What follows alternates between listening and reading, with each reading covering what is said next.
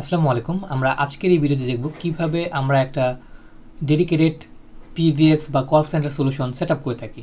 এই জন্য হচ্ছে আমরা প্রথমে আমাদের সার্ভারটাকে অফলাইন মোড দেখাচ্ছে, আমরা সার্ভারটাকে অনলাইন মোড করে দেব। আমাদের সার্ভারে আইপি দেখতে পাচ্ছি। আর আমরা আজকের এই ডেডিকেটেড সিস্টেমটি রেডি করছি সাদিকা ফ্যাশন নামে হচ্ছে একটা ই কমার্স প্রতিষ্ঠানের জন্য। তো আমরা আইপিটা নিয়ে নিই, আর এদিক থেকে আমাদের সার্ভারটা অনলাইন মোড হচ্ছে। তো সাকসেসফুল সার্ভার ওয়াজ স্টার্টেড, আমার সার্ভারটি স্টার্ট হয়ে গিয়েছে। তো এখান থেকে আমি দেখতে পারবো অনলাইন মোড, এই তো অনলাইন হয়ে গিয়েছে। এখন আমি যেটা করব, এই আইপিটা দিয়ে কি আমি এই ডোমেইনটা পয়েন্ট করে নেব। এই জন্য আমি চলে আসছি আমার ক্লাউড ফায়ারের ড্যাশবোর্ড থেকে আমি ডিএনএস থেকে হচ্ছে কি ডিএনএস ম্যানেজারে চলে যাব। তারপরে হচ্ছে কি এই রেকর্ডে এসে আমি কি করব, আমার ওই ডোমেইনটা দিয়ে দেব। আর কোন আইপিতে, এই আইপি, যে আইপিটাতে আমরা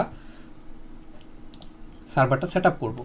আচ্ছা, যেহেতু এটা একটা ডেডিকেটেড পিভিএক্স, তাহলে আমি কি এখানে ডেডিকেটেড একটা নোট দিয়ে দিচ্ছি যেন আমার মনে থাকে। তো আমি নোটটাকেও সেভ করে দিচ্ছি।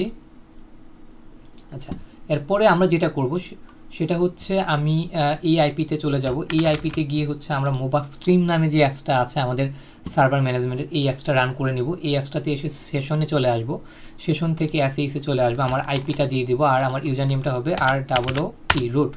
তো আমি রুট দিয়ে হচ্ছে প্রবেশ করবো। এরপর আমার সার্ভার পাসওয়ার্ডটা আছে, আমি আমার সার্ভারের পাসওয়ার্ড দিয়ে লগ ইন করে নিচ্ছি। আমি এটাকে ক্লিয়ার করে নিব, আপনাদের সুবিধার্থে আমি একটু বড় করে নিচ্ছি। আচ্ছা, এখন আমাকে যেটা করতে হবে, আমার এই সিস্টেমটাকে আপডেট করার প্রয়োজন হতে পারে কিছু কোডের মাধ্যমে। আমি আপডেট করে নিচ্ছি। আমার সার্ভার কাজ করতেছে। তো আমার সার্ভার কাজ কমপ্লিট হওয়ার পর আমরা কি করব, এটা আমাদের ক্লায়েন্টদেরকে আমরা প্রোভাইড করব টোটালি কমপ্লিট সলিউশন ভাবে। তো কিভাবে পরের ধাপগুলো আমরা করব সেই ভিডিওটাও থাকবে আজকের এই ভিডিওর সাথে। সকলে আমাদের সাথে কানেক্টেড থাকুন, আমরা পূর্ণাঙ্গ ভিডিওটা দেখানোর চেষ্টা করব আপনাদেরকে। আমরা আরেকটা কমান্ড দিয়ে দিচ্ছি, তারপরে আমরা আরও কিছু কমান্ড দিব। এরপরে আমাদের আরও কিছু কমান্ডের প্রয়োজন হবে। এরপরে কি আমরা সার্ভারটাকে একটু রিবুট করে নেব।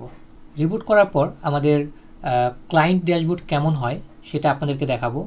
আমাদের ভিডিও না টেনে পূর্ণাঙ্গ ভিডিওটা দেখার জন্য অনুরোধ রইল। আমাদের সেট আপ কাজ কিন্তু শেষ। আমরা এখন আমাদের যে আইপিটা আছে এই আইপিতে আমরা চলে যাব। এই আইপিতে আসার পরে আমরা কি দেখতে পাচ্ছি, এখানে লগ ইন ইন্টারফেস চলে আসছে, আমাকে ইউজার আর পাসওয়ার্ড দিতে বলছে। তো আমরা যদি এই ইউজার আর পাসওয়ার্ড দিয়ে লগ ইন করি তাহলে কিন্তু আমরা ড্যাশবোর্ডটা দেখতে পারবো। আমরা লগ ইন করে নিচ্ছি। লগ ইন করার পরে কি আমরা গ্রাহকের যে ড্যাশবোর্ডটা ছিল সেই ড্যাশবোর্ডটা দেখতে পাচ্ছি। তো এখানে মেনু রয়েছে, এখানে প্রত্যেকটা অপশন রয়েছে আলাদা আলাদা।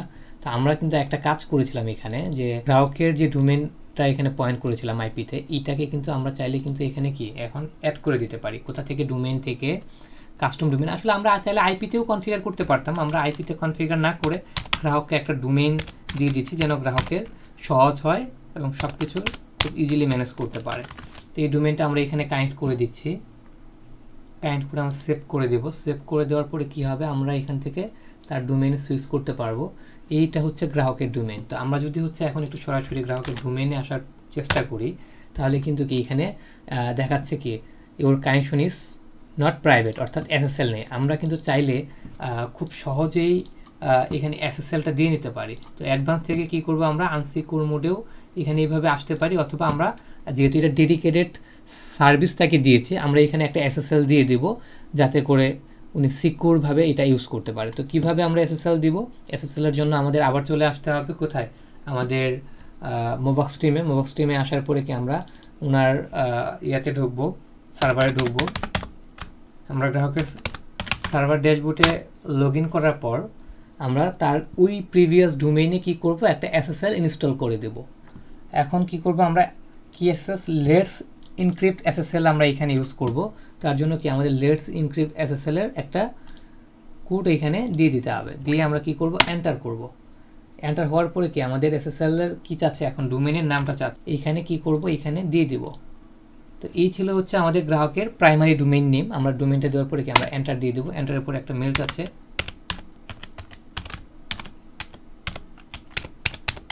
আমরা একটা ইমেল আইডি দিয়ে দিব। ইমেল আইডি দিয়ে দেওয়ার পরে কি আমরা একটু ওয়েট করব, আমাদের সিস্টেম কাজ করবে। অটোমেটিকলি কাজ কমপ্লিট হওয়ার পরে কি আমাদের গ্রাহকের যে ডোমেইনটা আমরা এখানে দিয়েছিলাম এই ডোমেইনে SSL হয়ে যাবে। আর এরপর থেকে কি আর আনসিকিউর মোড দেখাবে না, সিকিউর মোডেই ওনার ইউআরএলটা ওপেন হবে। SSL certificate completely set up হওয়ার পর আমরা পরবর্তী ভিডিওতে চলে যাব। এখানে কি দেখাচ্ছে, যে এখানে দেখাচ্ছে SSL সাকসেসফুলি ইনস্টল, তাই না? তো আমাদের SSL ইনস্টল হয়ে গিয়েছে। আমরা যদি মোডে প্রাইভেট মোডে যদি ওপেন করে নিই তাহলে কি দেখেন আমাদের কিন্তু আর এটা এমনটা বলবে না, আমাদের কিন্তু SSL দেখাচ্ছে এখন কি ইউর কানেকশন ইজ সিকিউর। তার মানে কি আমাদের SSL হয়ে গিয়েছে। এখন আমরা SSL সহ আমরা আমাদের ডেডিকেটেড সার্ভারটি কি আমাদের গ্রাহক খুব সহজে ইজিলি ব্যবহার করতে পারবে। আচ্ছা, আমরা এখন পরবর্তী ধাপে চলে যাই। আমাদের গ্রাহকের ডিমান্ড ছিল এক্সটেনশনের ক্ষেত্রে 701 থেকে এক্সটেনশন ক্রিয়েট করে দিতে হবে।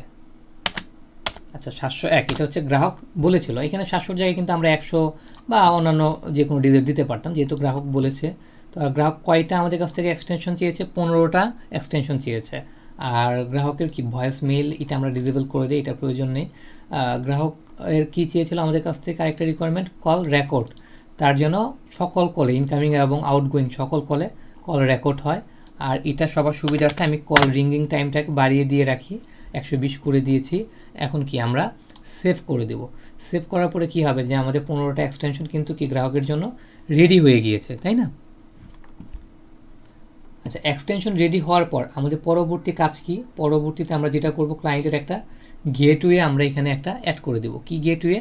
ক্লায়েন্টের যে আইপি নাম্বারটা, গ্রাহকের পাসওয়ার্ড সহ সকল কিছু কমপ্লিট হওয়ার পর আমরা এখন কি করব, আমরা এটা সেভ করার পর আমরা এখানে আনরেজিস্টার দেখতে পাচ্ছি। আমরা একটু রিফ্রেশ করে নিলে কি এটা রেজিস্টার্ড হয়ে যাবে। এখন আমরা কি করব, এখন গ্রাহকের আমরা আউটবাউন্ড কল সেট করে দেব, গ্রাহক যেন আউটগোয়িং কল করতে পারে। তো গ্রাহকের কোন নাম্বার থেকে, এই নাম্বার থেকে কত, এখান থেকে এসে আমরা কি আউটবাউন্ড কলটাও সেট করে দিলাম। আচ্ছা, গ্রাহকের outbound call set up complete. এখন গ্রাহকের কি ইনবাউন্ড কল। আমরা অ্যাপ্লিকেশন থেকে কি করব, আমরা অ্যাপ্লিকেশন থেকে একটা আপাতত রিং গ্রুপ ক্রিয়েট করব, একটা নাম দিয়ে দেবো রিং গ্রুপের। আমরা রিং গ্রুপের নাম দিচ্ছি অল রিং, এক্সটেনশনে দিয়ে দিচ্ছি আমরা 600। আর গ্রাহকের কত, 701, 702, 703, 704, 705, এইভাবে কি আমরা গ্রাহকের 715 অবধি পর্যন্ত এক্সটেনশন দিয়ে দিব। আর আমরা এখানে কি করব, 120 দিয়ে দিব। আর রিকোয়েস্ট টাইম আউটেও আমরা কি করব, 100 করে রাখবো এখানে, যেন রিং টাইমটা একটু বেশি হয়। আমাদের মোবাইলে সাধারণত কি হয়, 30 সেকেন্ড করে কল আসে, কিন্তু PBX ওনার কল কত সেকেন্ড করে আসবে, 100 সেকেন্ড করে কল আসবে। আচ্ছা, আমি এটাকে সেভ করে দিচ্ছি। তারপর যদি কোনো কারণে কলটা রিসিভ না হয় তাহলে কি হবে, আবার কলটা এই রিং গ্রুপে এসে বাজা শুরু করবে।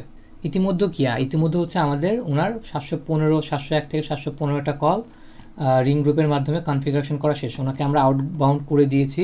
এখন কি করব, আমরা আবার ডায়াল প্ল্যান থেকে ডেস্টিনেশনে যাব। ডেস্টিনেশনে থেকে কি করব, আমরা ডেস্টিনেশন থেকে ওনার যে আইপি নাম্বারটা ছিল এই আইপি নাম্বারটাতে আমরা ইনকামিং কলটা সঠিকভাবে প্রসেসিং করে দেব। অ্যাকশন কোথায় হবে, অ্যাকশনটা হবে হচ্ছে ওনার রিং গ্রুপে। তো এই ছিল হচ্ছে ওনার রিং গ্রুপের কাজ। ইনকামিং আউটবাউন্ড কল আমরা টোটাল প্রসেসিংটা শেষ করে দিয়েছি। এখন আমরা কি করব, এখন আমরা এক্সটেনশন থেকে গ্রাহককে এক্সটেনশনটা পাঠাবো। সুতরাং সবগুলো এক্সটেনশন মার্ক করে নেব, এক্সটেনশন এক্সপোর্ট করে নেব। কি দিব, এক্সটেনশন পাসওয়ার্ড আর হচ্ছে কি ওনার সিপ ডোমেন বা অ্যাকাউন্ট কোড দিয়ে কি করব, আমরা এক্সপোর্ট করব। এক্সপোর্ট হয়ে গেলে আমরা গ্রাহককে এটা হ্যান্ড ওভার করব। আচ্ছা, এখন এইখান থেকে কিন্তু গ্রাহক ওনার ড্যাশবোর্ড থেকে কিন্তু একটা সুন্দর মনিটরিং করতে পারে। ওনার সার্ভারে যে পরিমাণ রিসোর্স আছে, এই পরিমাণ রিসোর্সে CPU কী পরিমাণ ইউজ হচ্ছে, ডিস্ক কী পরিমাণ ইউজ হচ্ছে, মেমোরি কী পরিমাণ ইউজ হচ্ছে। আপনাদেরকে ধন্যবাদ এত লম্বা একটা ভিডিও ধৈর্য সহকারে দেখার জন্য। এইখানে মূল যে বিষয়টা সেটা হচ্ছে কেন আপনি ডেডিকেটেড একটা PBX বা কল সেন্টার সলিউশন আমাদের কাছ থেকে নেবেন। এর জন্যই আপনি একটা ডেডিকেটেড বা PBX কল সেন্টার আমাদের কাছ থেকে এই জন্যই নেবেন, কারণ এইখানে দেখুন আমরা কি রিসোর্স যে পরিমাণ রিসোর্স দিয়েছি শুধুমাত্র এই রিসোর্সটা আপনিই ব্যবহার করবেন। আপনার জন্য একটা আইপি আমরা বরাদ্দ করে দিয়েছি, ডিস্ক স্পেস আমরা বরাদ্দ করে দিয়েছি। আমাদের সিস্টেম ইনস্টলেশনের জন্য কি 5GB আমাদের সিস্টেম ইনস্টলেশনের জন্য লাগছে, আর 25GB আপনি আরও এখানে ব্যবহার করতে পারবেন, টোটালি আপনার। আর এখানে যে পরিমাণ ব্যান্ডউইথ আমরা দিয়েছি, এই টোটাল পরিমাণ ব্যান্ডউইথ আপনি নিজেই ব্যবহার করবেন, তাই না?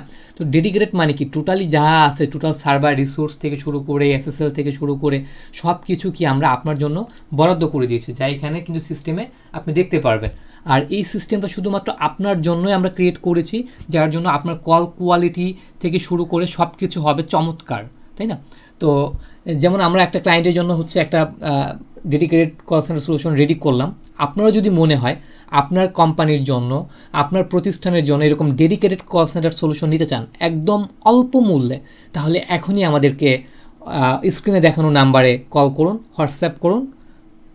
আমরা চেষ্টা করব ঠিক একইভাবে আপনার কোম্পানির জন্য একটা PBX বা কল সেন্টার সলিউশন রেডি করে দেওয়ার জন্য।